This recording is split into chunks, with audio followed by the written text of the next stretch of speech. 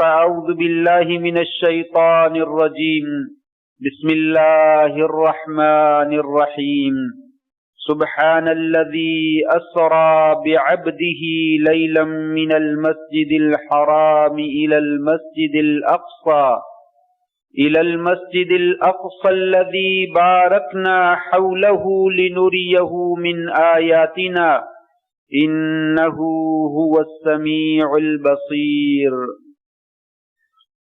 پاک ہے وہ ذات جس نے اپنے بندے کو چلایا رات کے وقت میں مسجد حرام سے لے کر مسجد اقصی تک، جس کے گرد و نواح کو ہم نے برکتیں عطا فرمائیں تاکہ ہم انہیں اپنی نشانیاں دکھائیں۔ یقیناً وہ ذات خوب سننے والی اور بہت دیکھنے والی ہے۔ حضرات گرامی قدر، معزز دوستوں، بزرگوں، بھائیوں اور معززات ماؤں اور بہنوں،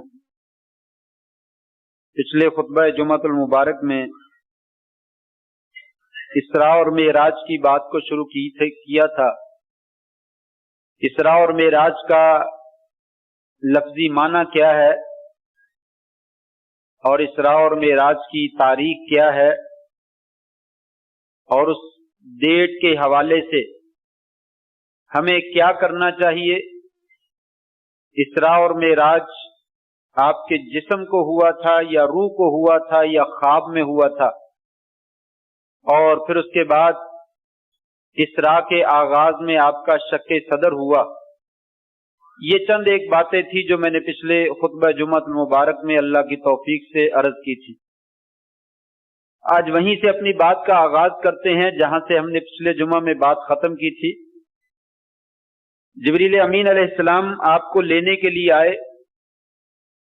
آپ جو ہے وہ حتیم میں آرام فرما رہے تھے، بعض روایات میں ہے آپ اپنے گھر میں تھے، ممکن ہے آپ کو اپنے گھر سے لے کر حتیم میں لایا گیا، پھر وہاں سے جو ہے وہ مسجد حرام کی طرف، آپ کو مسجد اقصی کی طرف جو ہے وہ لے جایا گیا۔ شق صدر کے واقعہ کے بعد جبریل امین علیہ السلام ایک سواری لے کر آئے جسے براق کہا جاتا ہے۔ اس سے بھی پہلے میں نے یہ بات ذکر کی تھی کہ اسراء اور معراج ایک بہترین اور بہت ہی عالی شان اور عمدہ قسم کا معجزہ ہے۔ یہ معجزہ بھی ہے اور حقیقت میں آپ صلی اللہ علیہ وآلہ وسلم کو اور آپ کے پیروکار اور آپ کے ماننے والوں کو ایک تسلی بھی ہے اور ایک حوصلہ بھی ہے۔ جس وقت یہ معجزہ آپ کو دکھلایا گیا اس وقت صورتحال یہ تھی کہ تقریباً 12 برس گزر چکے تھے اور آپ مکہ میں اپنا خوب زور لگا چکے تھے تبلیغ کا کہ لوگ دین اسلام کی طرف مائل ہوں، لیکن چند لوگوں کے سوا زیادہ تعداد میں لوگ مسلمان نہ ہوئے۔ پھر طائف میں چلے گئے، وہاں سے بھی دشمنوں نے نعوذ باللہ من ذالک آپ کو پتھر مارے، گالیاں دی، لہو لہان کر کے وہاں سے بھی واپس کر دیا، اور مسلمانوں کو مجبور ہو کر حبشہ کی طرف ہجرت کرنا پڑی۔ اور ایک حادثہ پیش آیا جس کی بنا پر حبشہ کی طرف ہجرت کرنے والے لوگ مکہ میں واپس آ گئے، لیکن جب یہاں پہ واپس آئے تو پتا چلا کہ وہ خبر غلط تھی، مجبوراً دوبارہ ہجرت کرنا پڑی اور مزید مسلمانوں کو مشقتوں کا سامنا کرنا پڑا۔ اسی اثناء میں نبی کریم صلی اللہ علیہ وآلہ وسلم کی پشت پہ اوپر ہاتھ رکھنے والے، آپ کے سر کے اوپر اپنا ہاتھ دست شفقت رکھنے والے ابو طالب، ان کا انتقال ہو گیا۔ اور اسی اثناء میں آپ کی غم گسار بیوی حضرت خدیجہ الکبریٰ رضی اللہ تعالی عنہا، ان کا بھی انتقال ہو گیا۔ یہ پے در پے مصیبتیں اور پریشانیاں اور آزمائشیں اور ابتلائیں آپ صلی اللہ علیہ وسلم کو اسراء اور معراج سے پہلے ان کا سامنا تھا۔ اللہ تبارک و تعالیٰ نے ان حالات میں آپ کو اسراء اور معراج کروایا۔ کیا یہ چھوڑیے ان لوگوں کو تھوڑی دیر کے لیے. آپ خامخواہ پریشان ہیں, پریشان ہونے کی ضرورت نہیں ہے. جو لوگ میرا کام کرتے ہیں میں انہیں تنہا اور بے یار و مددگار کبھی ترک نہیں کیا کرتا, ان کو علیحدہ نہیں چھوڑتا, میں ان کے ساتھ ہوتا ہوں. یہ چند لوگ ہیں جو مسلمان نہیں ہوئے, کوئی مسئلہ نہیں ہے, آپ نے اپنا فریضہ ادا کر دیا ہے, آپ کے ذمے جو ڈیوٹی لگائی گئی تھی وہ ادا کر دی ہے, آپ غم نہ کریں, پریشان نہ ہو. تکلیفیں آ جانا, مصیبتیں اور پریشانیاں آ جانا یہ دنیا کی فطرت میں ہے. جو انسان دنیا میں آیا ہے اسے غم آنے, خوشیاں انسان بھول جاتا ہے, غم یاد رہ جاتے ہیں. اس لیے انسان جو ہے وہ یہی سمجھتا ہے کہ مجھے غموں نے مار ڈالا ہے, مجھے تو غموں نے تباہ کر دیا. ایسا نہیں ہے, ہر بندے کے ساتھ پریشانی ہے, ہر بندے کے ساتھ غم ہے. بس یہ ہے کہ کوئی آدمی اس کا اظہار کر دیتا ہے, کوئی اس کا اظہار نہیں کرتا. کبھی لگاتار ہی آ جاتے ہیں, کبھی تھوڑے سے وقفے سے آ جاتے ہیں. آپ کو بھی تسلی دی گئی, آپ کی امت کو بھی تسلی دی گئی. اگر آپ کا کریکٹر درست ہے, آپ کا کردار درست ہے, آپ کے معاملات درست ہیں, یہ پریشانی آپ کا کچھ نہیں بگاڑ سکتی. اللہ تعالیٰ آپ کے ساتھ موجود ہے اور ہر مشکل مرحلے میں آپ کو کامیابی وہ دلوانے والا. آپ کو پریشان ہونے کی ضرورت نہیں. یہی آپ صلی اللہ علیہ وسلم کے ساتھ جو ہے وہ کیا گیا, اسراء اور معراج کروایا گیا. یہ محدود سی دنیا, یہ چند لوگ پوری دنیا کے ملا کر بھی اگر نہیں مان لائے کوئی مسئلہ نہیں. یہ دیکھیے, یہ پہلی زمین سے لے کر مسجد اقصیٰ تک, مسجد اقصیٰ سے پہلا آسمان, 500 سال کی تیز ترین سواری, 500 سال کی مسافت طے کرے تو پھر پہلا آسمان آتا ہے. پھر دوسرے آسمان کے درمیان بھی اتنا ہی فاصلہ, تیسرے کے درمیان بھی اتنا ہی فاصلہ, چوتھے کے درمیان بھی, 7 آسمانوں کے درمیان. پھر اوپر سدرۃ المنتہا, وہ کہاں پہ ہے؟ پھر اس سے بھی اوپر. اللہ تبارک و تعالیٰ نے کائنات کا ایک نمونہ اور ایک جھلک آپ کو دکھائی. یہ دیکھیے, یہ فرشتے بھی ہیں, یہ انبیاء بھی ہیں, یہ جنت بھی ہے, یہ جہنم بھی ہے, یہ سارا کچھ دیکھیے. کتنی تعداد میں اللہ کے فرشتے ہیں, کتنی مخلوق ہے میری. انسانوں کی تو تعداد ہی کچھ نہیں ہے, اس کے مقابلے میں فرشتوں کی تعداد کہیں زیادہ ہے. اے نبی کریم صلی اللہ علیہ وسلم, آپ گھبرائیے نہیں, میں اللہ, میرے وعدے سچے ہیں. میں نے آپ کو وعدہ کیا ہے میں تجھے غلبہ دوں گا, آپ کو غلبہ ملے گا, لیکن کچھ وقت کے بعد. ہر کام کا ایک وقت متعین ہوتا ہے, وقت سے پہلے کوئی کام نہیں ہوتا. ہم بھی جلد بازی کرتے ہیں, پریشان ہو جاتے ہیں. ہر کام نے اپنے وقت پہ ہونا ہے, وقت سے پہلے نہیں ہونا. جلد بازی کر کے جلدی سے حاصل کرنے کی کوشش کرتے ہیں. اہل علم ایک قاعدہ ذکر کرتے ہیں, من استعجل شیئا قبل اوانہ عوقب بحرمانہ. جو انسان کسی چیز کو وقت سے پہلے حاصل کرنے کی کوشش کرتا ہے اسے اس چیز سے محروم کر دیا جاتا. وقت سے پہلے نہیں ملتا. ٹرکوں کے پیچھے اور ریڑیوں کے پیچھے اور گاڑیوں کے پیچھے یہ مقولہ لکھا ہوتا ہے. ویسے تو لوگ نظر نہیں کرتے, لیکن کبھی کبھی بڑی پتے کی بات لکھی ہوتی ہے, شریعت کا خلاصہ ہوتا ہے. اور ایسی یہ بات ہے, لوگوں نصیب سے زیادہ اور وقت سے پہلے کسی کو کچھ نہیں ملتا. تو جو اللہ نے لکھ دیا وہ ہونا ہی ہونا ہے, اس لیے آپ پریشان نہ ہوئیے.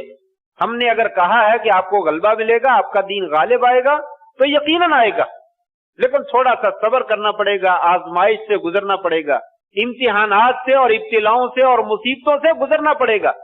اللہ تعالیٰ نے یہ سارا منظر دکھا کر آپ کے دل کو تسلی دی, آپ کو ڈھارس بندھا. یہ معجزہ بھی ہے, یہ نشانی بھی ہے. لنریہ من آیاتنا, ہم آپ کو اپنی نشانیاں دکھانا چاہتے ہیں.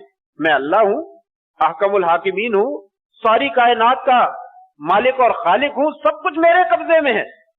لہذا آپ کو ان چند لوگوں کی تکلیفوں کی بنا پر دل برداشتہ نہیں ہونا چاہیے, اور آپ کے امتیوں کو بھی یہ سبق دیا جا رہا ہے, آپ بھی دل برداشتہ نہ. مشکلات آنی ہیں.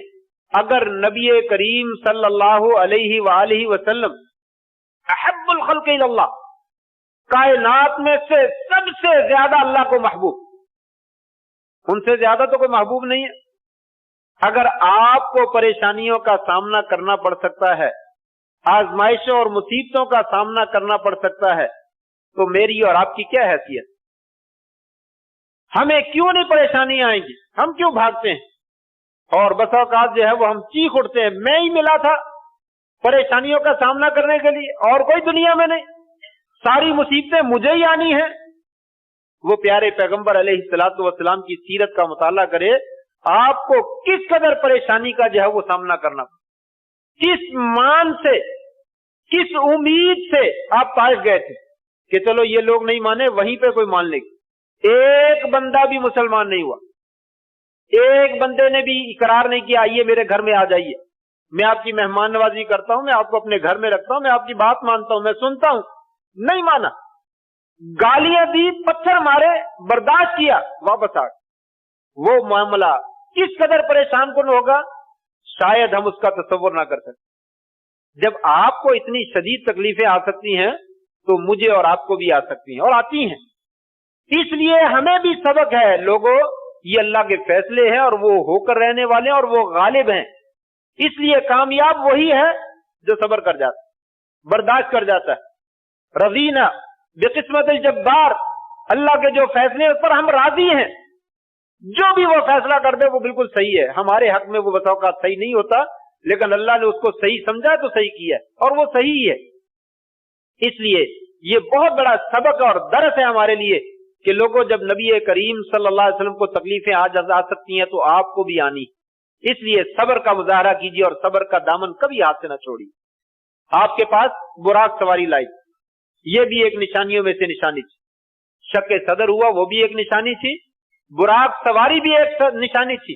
حدیث میں موجود ہے، گدھے سے اونچا جانور تھا اور خچر سے چھوٹا تھا، درمیانے درجے کا جانور تھا، بہت زیادہ اونچا بھی نہیں اور بہت زیادہ نیچا بھی نہیں، اور حد نگاہ تک اس کا قدم پڑتا تھا، حد نگاہ تک، جہاں تک نظر جاتی ہے وہاں پہ وہ ایک قدم اٹھا کر سواری رکھتی تھی۔ اس کی کیا رفتار ہوگی اللہ ہی بہتر جانتا ہے۔ اس سواری کے اوپر جو ہے وہ آپ کو سوار کر کے جو ہے وہ بیت المقدس میں جو ہے وہ لے جایا گیا، اور جب آپ بیٹھنے لگے تو سواری تھوڑی سی بدکی۔ جبریل نے کہا، ارے تجھے احساس نہیں ہے، آج تیرے اوپر وہ ہستی سواری کرنے لگی ہے، کائنات میں اس سے زیادہ بہتر سواری تیرے پاس کبھی نہیں آئی۔ چنانچہ وہ سواری پسینے سے شرابور ہو گئی۔ اللہ تبارک و تعالی جانوروں کو بھی، حیوانات کو بھی احساس دیتے ہیں، ہر چیز کے پاس احساس ہے، لیکن ہر چیز کا احساس اس کے مطابق ہے، ہم نہیں جانتے، اللہ جانتا ہے۔ وہ سواری پسینے سے شرابور ہو گئی اور ٹھہر گئی، آپ آرام سے سوار ہوئے، آپ کو سوار کر کے جو ہے وہ بیت المقدس میں لے جائے گا۔ وہاں اترے، اور اترنے کے بعد جبریل نے وہاں پہ ایک سوراخ تھا، سواری کا رسی جو ہے وہاں پہ باندھ۔ جبریل آپ کو بھی ضرورت ہے سواری کو کسی لکڑی کے ساتھ، کسی سوراخ کے ساتھ، کسی دیوار کے ساتھ، ستون کے ساتھ باندھ دیا جائے؟ کہاں، ہاں آپ لوگوں کو سبق دیا جا رہا ہے۔ لوگوں، اسباب کے بغیر کچھ نہیں ہے۔ اللہ تبارک و تعالیٰ سب کچھ کرنے پہ قادر ہے، سب کچھ کر دیتا ہے، لیکن سبق یہ دیا گیا کہ آپ کو اسباب اختیار کرنے کا حکم ہے۔ وہ ایک حدیث ہے، اگرچہ ضعیف ہے، لیکن جبریل امین کے اس عمل سے وہ حدیث کا معنی بالکل صحیح ثابت ہوتا ہے۔ اعقل ناقتک ثم توکل، اپنی اونٹنی کا گھٹنا جو ہے وہ باندھو، پھر توکل کرو۔ یہ حدیث صحیح نہیں ہے، لیکن معنی اس کا صحیح ہے، کیونکہ جبریل امین علیہ السلام نے کوئی ضرورت نہیں تھی، سواری کو کہہ کے جاتے، برات حرکت نہیں کرنا، یہاں سے جانا نہیں ہے، وہ نہیں جانی تھی، اس نے کہیں نہیں جانا تھا، کوئی اس کو لے کر بھاگ نہیں سکتا تھا، لیکن سواری کو باندھا کہ لوگوں محنت کرو، مشقت اٹھاؤ، محنت کرنے کے بعد، کوشش کرنے کے بعد پھر نتیجہ اللہ کے حوالے کر دو، پھر نتیجے جو ہے وہ درست ہو جائیں گے۔ اس لیے کوئی بھی آدمی یہ نہ کہے کہ اللہ تعالیٰ دینے والا ہے، وہ بغیر اسباب کے دے دیتا ہے، وہ قادر ہے بغیر اسباب کے، لیکن کرتا نہیں ہے۔ عموماً اس کے افعال اس طرح کے نہیں ہیں، وہ اپنا کام جو ہے اسباب ہی کے ذریعے سے کرتا ہے۔ انسان کی تخلیق ہے، وہ چاہے آدم علیہ السلام کو بنایا، مٹی سے بنانے کی کیا ضرورت تھی، اس کو مٹی کو گوندنے کی کیا ضرورت تھی، اس میں روح ڈالنے کی کیا ضرورت تھی، کون کہہ دیتے، आसमान और जमीन को जैसे कौन कह के बनाया? बना देते? नहीं बनाया, पहले खुद बनाया, उसको रूह डाली, फिर उन्हीं के जरिए से पूरी नस्ल इंसानी का सिलसिला चलाया। हर इंसान एक दूसरे का मोहताज है, एक दूसरे के ताउन के बगैर इंसान दुनिया में वजूद में नहीं आ सकता। लेकिन अफसोस हम एक दूसरे से दूर भागते हैं और कहते नहीं मैं इसके बगैर गुजारा कर सकता हूं, मैंने इससे क्या लेना, इसने मुझसे क्या लेना, जाओ इसको छोड़ो। कहा नहीं, इंसान भी एक दूसरे का मोहताज है। ये सारे असबाब हैं, जराए हैं, जराए को इस्तेमाल करना चाहिए और उनके साथ मोहब्बत करनी चाहिए और फिर नतीजा अल्लाह के हवाले जो है वो करना चाहिए। सवारी को बांधा, बैतुल मक़दिस में गए, वहां पे अंबिया की जमात मौजूद थी। आपने जिब्रील अमीन अलैहिस्सलाम ने आपको पकड़कर आगे किया, इमामत करवाई कि आपको सारी कायनात का इमाम बना दिया गया। आपको सारी कायनात का इमाम बना, सब नबी है, तमाम कायनात से अफजल है। और जब नबियों की इमामत भी आपके सुपुर्द कर दी गई तो इसका मतलब यह कि आप पूरी कायनात में इतलाक जो है वो सबसे अफजल। आपने जमात करवाई, वहां पे सवाल पैदा होता है, अंबिया अपने जिस्मों समेत थे, रूह थे, वो क्या थे? ये सारा गैब का मामला है, अल्लाह आलम। जिन चीजों के बारे में शरीयत ने वजाहत नहीं की है वहां पे गैब के बारे में खामखाई बहस करने की जरूरत नहीं है, वरना इंसान का ईमान खराब हो जाए। जिस बात का शरीयत ने जिक्र कर दिया बस इतनी बात है, उतनी बात को तस्लीम कर लो, बाकी छोड़। एक लम्हे में सवारी जो है 2 महीने की मुसाफत का सफर जो है वो करके बैतुल मक़दिस पहुंची। एक लम्हे में 2 महीनों की मुसाफत, कम अज कम बाद में 40-50 दिन की मुसाफत, बाद में 2 महीने की कहा। वो कैसे पहुंच गई? ये सारा गैब। आनन फानन रूह जो है वो आसमान पे पहुंच जाती है, आनन फानन रूह को फरिश्ते लेकर जमीन पे आ जाते हैं। ये सारे अल्लाह के फैसले, ये सारे गैब के मामलात। इन मामलात में हम दखल अंदाजी नहीं देते। वहां पे कौन थे? नबियों का जिक्र आया है, वो जिस्मों समेत थे, वो रूह समेत थे, वो खाली शक्लें थी, अल्लाह वाल, हमें नहीं मालूम, कुछ भी नहीं हम कहते। नबियों को सामने लाया गया और आपने उनकी इमामत जो है वो करवाई है। इससे हाजिर नाजर होना मसला जो है वो साबित नहीं होता, इससे हाजिर नाजर होना साबित नहीं होता, वगरना सारी नबियों की जिंदगियां सारी की सारी जो है इसके खिलाफ चली जाएंगी। वगरना आसलम जो है वो हाजिर नाजर हैं, तो मस्जिद अक्सा में जाने की क्या जरूरत थी?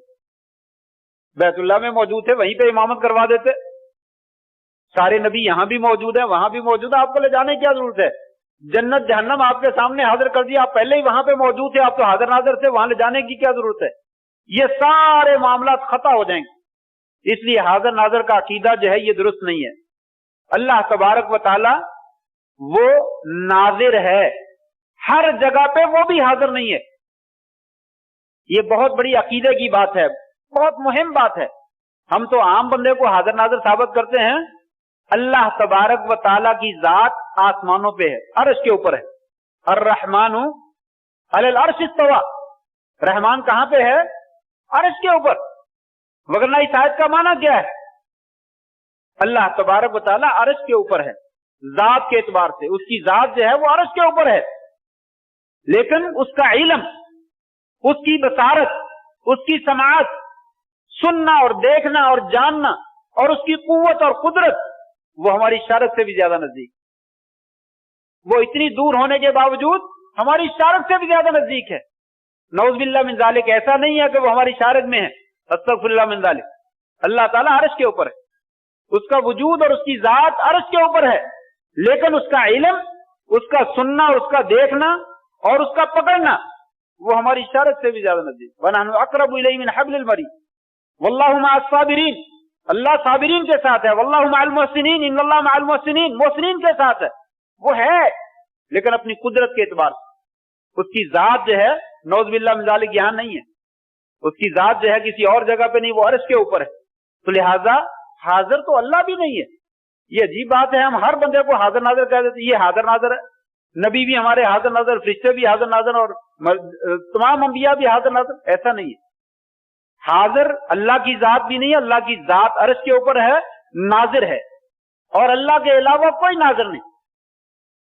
अल्लाह के अलावा नाजिर हम हैं, अपने सामने देख सकते हैं, बस इसके अलावा नहीं देख सकते। पिछली जानब में क्या हो रहा है कोई पता नहीं चलता, थोड़ा सा दूर क्या हो रहा है कोई पता नहीं चल सकता, नहीं चलता। ओहद के मैदान में तीर अंदाजों ने दर्रा छोड़ दिया, आपने पीछे से सहाबा को भेजा, मेरे सहाबा तुम भाग के चले जाओ, उन तीर अंदाजों ने दर्रा छोड़ दिया, मैंने देख लिया। हुआ ऐसे? नहीं पता चला। दुश्मनों ने हमला कर दिया, आप भी शदीद जख्मी हो गए, आप भी नाजर नहीं है। इंसान की तरह आप देखते हैं, करूब जवार में पता चलता है। बाज जगह पे आपका जो है वो मौजज़ा जिक्र किया गया कि नमाज की हालत में आप पीछे भी नजर रखते थे। हदीस में आता है कि लोगों नमाज में पीछे से अपनी सफों को दुरुस्त किया करो, मुझे तुम पीछे से नजर आते हो, ये आपका मौजज़ा। बाकी जगहों पे ऐसा नहीं था, बाकी जगहों पे ऐसा नहीं था। कितने किस्से मौजूद हैं, बात से बात निकल जाती है, बड़ी दूर चली जाए, मैं बात को आगे चलाना चाहता हूं। बहरहाल बात सिर्फ इतनी है कि आप भी और अंबिया भी हाजिर नाजर नहीं, ये सारा गैब का मामला है।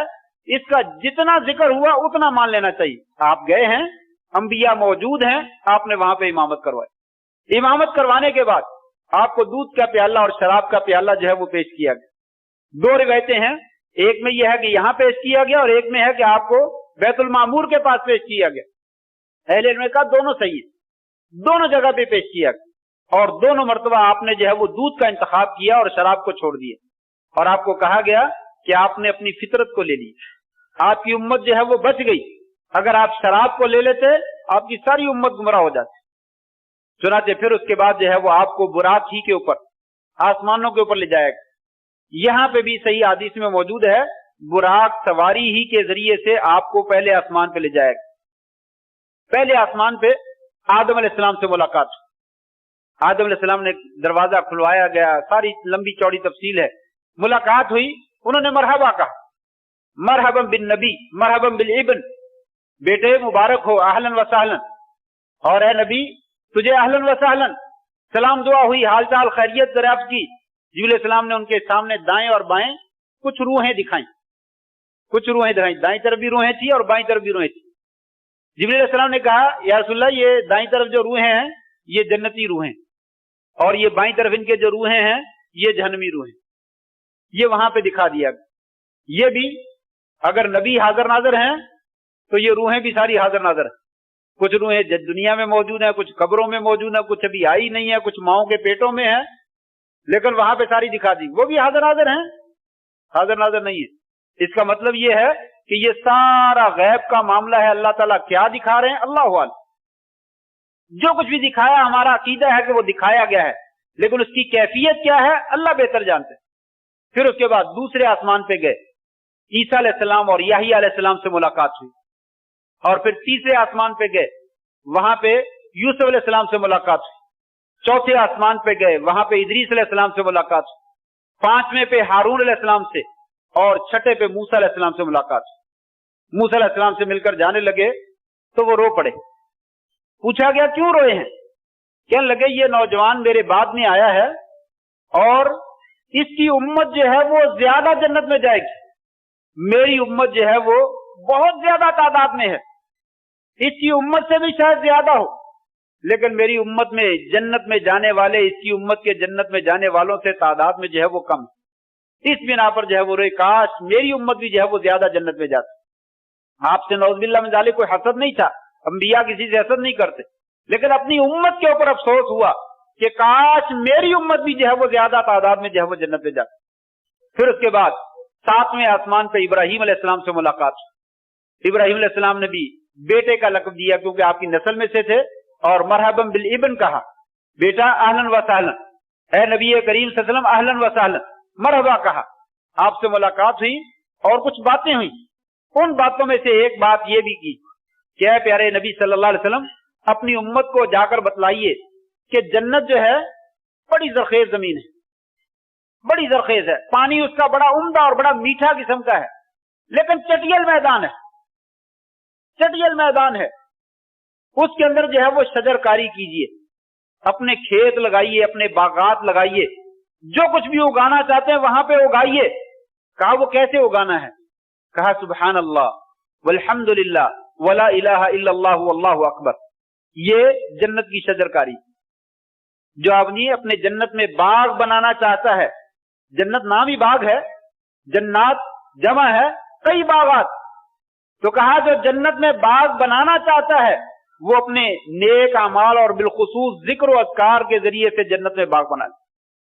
وہ ذکر اذکار کثرت سے کرے اور خاص طور پہ یہ کلمات سبحان اللہ والحمد للہ ولا الہ الا اللہ واللہ اکبر، اور ایک روایت میں لفظ ہے لا حول ولا قوت الا باللہ، ما غراس الجنہ قال لا حول ولا قوت الا باللہ، کہا وہاں پہ پودے کیسے لگانے ہیں؟ کہا لا حول ولا قوت الا باللہ، کثرت سے پڑھیں، اس کے ذریعے سے جنت میں جو ہے وہ باغ بنتے ہیں، درخت لگتے ہیں۔ وہ درخت جس کی اتنی چوڑائی اور لمبائی ہے کہ ایک تیز ترار مسافر سوار اگر اس کی مسافت کو طے کرنا چاہے تو 100 سال تک جو ہے وہ سفر کرتا رہے، اس کی مسافت کو طے نہیں کر سکے۔ اس کے پھل اور اس کی خوبصورتیاں وہ کیا ہوں گی، اس کا تصور اس دنیا میں رہتے ہوئے انسان نہیں کر سکتا۔ یہ اللہ تعالیٰ نے وہ چیزیں ہیں جو اپنے نیک بندوں کے لیے تیار کر رکھی۔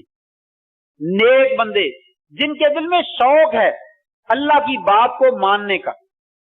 میرے رب نے کہا یہاں بیٹھ جاؤ، بیٹھ جاؤ، میرے رب نے کہا یہاں پہ خاموش ہو جاؤ، خاموش ہو جاؤ۔ نہیں مولوی صاحب آپ کو نہیں پتا، یہ تو بندہ بڑا ایسا ہے ایسا ہے، یہیں تو بولنا ہے۔ میرا رب کہتا ہے خوب خاموش ہو جاؤ، چپ ہو جاؤ، یہ چپ ہونے کے لیے تیار ہے۔ یہ جنت ان لوگوں کے لیے بنائی گئی ہے جو اللہ کی باتوں کو مانتے ہیں، اپنی خواہشات کو پسے پش ڈال دیتے ہیں، خاموش ہو جاتے ہیں، جہاں بٹھایا گیا وہاں بیٹھ جاتے ہیں، جہاں کہا جائے یہاں سے چلے جاؤ وہاں سے چلے جاتے ہیں، جہاں پہ کہا جاتا ہے یہاں کھڑے نہیں ہونا وہاں پہ کھڑے نہیں ہوتے، جہاں پہ کہا جاتا ہے یہ بات نہیں سننی وہ اس بات کو نہیں سنتے، جہاں پہ کہا جاتا ہے یہ بول نہیں بولنا وہ بول نہیں بولتے۔ ایسے بندوں کے لیے جنت تیار کی گئی۔ مشکل بھی ہے اور آسان بھی ہے۔ مشکل اس بندے کے لیے جو خواہشات کا پجاری ہے، اپنے نفس کا پجاری ہے، میں صرف اپنی بات مانتا ہوں، کسی کی نہیں مانتا، اس کے لیے بہت مشکل ہے۔ اور جو کہتا ہے نہیں میں اللہ کا بندہ ہوں، اللہ کا غلام ہوں، میں اللہ کی ماننی ہے، اس کے لیے اللہ تعالیٰ بہت آسان کر، اسے کوئی مشکل ہی نہیں، وہ بڑی مشکل سے بڑی آسانی کے ساتھ معاملات طے کرتا چلا جائے۔ تو کہا یہ جنت کے اندر غراس ہے، شجرکاری ہے، اے نبی کریم صلی اللہ علیہ وسلم اپنی امت کو جا کر میرا سلام بھی کہنا۔ ابراہیم علیہ السلام نے کہا میرا سلام بھی کہنا اور ان کو پیغام دینا کہ جنت چٹیل میدان ہے، اس میں باغ لگانے ہیں، تو یہ ذکر و اذکار اللہ تعالیٰ کی تعریف کے کلمات کثرت سے کہنا، دل سے کہنا، ان کے معانی کو جان کر کہنا کہ سبحان اللہ کا مطلب کیا ہے، الحمدللہ کا مطلب کیا ہے، لا الہ الا اللہ کا مطلب کیا ہے، یہ مطلب سمجھ کر جو ہے پھر یہ ذکر و اذکار کرنا، پھر دیکھنا یہ جنت کے اندر جو ہے وہ شجرکاری جو ہے وہ کیسی ہوتی ہے۔ پھر اس کے بعد آپ کو بیت المعمور میں لے جائے گا۔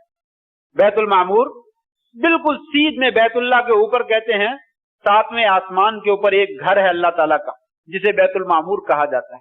وہاں پہ فرشتے عبادت کرتے ہیں، یہاں پہ دنیا میں انسان کرتے ہیں، وہاں پہ فرشتے طواف یا عبادت اللہ کی جو بھی مقرر کیجیے وہ کرتے ہیں۔ اور میں نے ذکر کیا نبی کریم صلی اللہ علیہ وسلم کو اللہ کی نشانیاں دکھائے گی کہ یہ دنیا کے لوگ تو تھوڑے سے ہیں، بڑے معمولی سے ہیں، بڑے حقیر ہیں، فرشتے کتنے بڑے بڑے ہیں اللہ ہی بہتر جانتا ہے۔ کچھ فرشتے ایسے ہیں کہ ان کے کان سے لے کر اوپر والے حصے تک یا گردن تک ان کا فاصلہ بہت لمبی مسافت کا ہے۔ جبریل علیہ السلام کو آپ نے دیکھا اور ان کے 600 غالباً پر تھے، قد سد الافق، آسمان کو پورے آسمان کو ڈھانپ رکھا تھا، زمین اور آسمان کو انہوں بیٹھے ہوئے دیکھا، پورا آسمان چھپا ہوا تھا، نظر نہیں آ رہا تھا۔ جبریل کو اصل شکل میں دیکھا، ایک دفعہ یہاں پہ دیکھا، ایک دفعہ سدرۃ المنتہا کے پاس دیکھا، تو کہا فرشتے کتنے بڑے بڑے ہیں اللہ عالم۔ پھر کہا 70,000 فرشتہ یومیہ بیت المعمور کا طواف کرتا ہے، 70,000 فرشتہ، اور جو ایک دفعہ عبادت کر لیتا ہے ساری زندگی بیت المعمور میں دوبارہ عبادت کرنے کی باری نہیں آتی۔ وہ کتنی بڑی تعداد ہوگی اللہ ہی بہتر جانتا۔ یہ نشانیاں دکھائیں، یہ دنیا کی چھوٹی سی مخلوق آپ دیکھ کر آئے ہیں، یہ ہماری قدرت کے کارنامے اور مظاہر جو ہے وہ دیکھیے، گھبرانے کی ضرورت نہیں ہے۔ یہ پاور والا اللہ تبارک و تعالیٰ، سپر پاور، دنیا میں کوئی پاور نہیں ہے، کوئی سپر پاور نہیں ہے۔ کوئی امریکہ کو کہتا ہے، کوئی چائنا کو کہتا ہے، کوئی جاپان کو کہتا ہے، کوئی کسی کو کہتا ہے، یہ کچھ بھی نہیں ہے، مچھر کے پر کے برابر بھی نہیں ہے۔ کہا لوگوں اللہ کی قوت وہو القاہر، وہو القادر، وہی زبردست قدرت والا ہے، اس کے علاوہ کوئی قدرت والا نہیں ہے۔ اس کی قدرت کتنی ہے کبھی سیلاب آ جاتے ہیں تو ان کو دیکھ لیا کرو، کبھی آندیاں آ جاتی ہیں تو اس کو دیکھ لیا کرو، کبھی زلزلے آتے ہیں تو دیکھ لیا کرو کہ کیسے لوگ آنن فانن لقمہ اجل بن جاتے ہیں۔ وہاں سے اللہ تعالیٰ کی قدرت کی معمولی سی کوئی جھلک نظر آتی ہے تو اللہ تعالیٰ نے اپنے نبی کو دکھایا، یہ دیکھیے بیت المعمور سے آگے پھر سدرۃ المنتہا پہ لے جایا گیا۔ باتیں اور بھی بہت ساری باقی ہیں، میں تو چاہتا تھا کہ پچھلے جمعے میں ختم ہو جاتا، لیکن اتفاق سے بات نکل آتی ہے، تو بہرحال مفید باتیں ہی کی ہیں اللہ کی توفیق سے۔ اللہ سے دعا ہے اللہ تبارک و تعالیٰ اس واقعے میں ہمارے لیے جو نصیحتیں ہیں، جو سبق ہے، جو عقیدہ ہے، جو دین کے مسائل ہیں، اللہ تعالیٰ ہمیں ان سے جو ہے وہ صحیح معنوں میں فائدہ اٹھانے کی توفیق نصیب فرما دے، اور جو نیک اعمال ہیں اللہ تعالیٰ ہمیں وہ کرنے کی توفیق نصیب فرما دے۔ وآخر دعوانا ان الحمد للہ رب العالمین۔